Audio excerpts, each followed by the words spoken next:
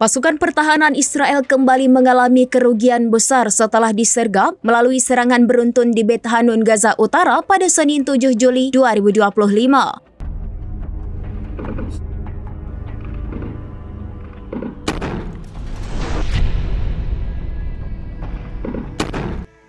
Militer Israel mengkonfirmasi pada Selasa 8 Juli bahwa 5 tentaranya tewas. Sementara 14 lainnya mengalami luka, 2 di antaranya dalam kondisi serius. Mengutip Tribun News, dilaporkan mereka terkena ledakan bom pinggir jalan sekira pukul 22 waktu setempat. Serangan tersebut ternyata belum berhenti sampai di situ saat pasukan tambahan dikerahkan untuk mengevakuasi korban. Mereka justru kembali dihujani tembakan dari arah yang sama. Brigadir Al-Qassam menyatakan bahwa serangan itu memang telah direncanakan secara sistematis.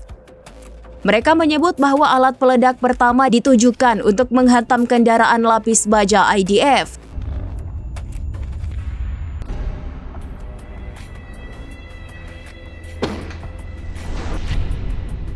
Setelah itu, rudal anti-tank ditembakkan saat kendaraan sedang dipersiapkan di lokasi. Menurut laporan media Israel, total ada 4 ledakan yang terjadi secara beruntun. Ledakan kedua menyasar pasukan penyelamat, sementara ledakan ketiga menargetkan bala bantuan yang datang berikutnya. Alat peledak keempat yang disertai tembakan senjata ringan diarahkan ke prajurit yang sudah terluka dalam serangan awal.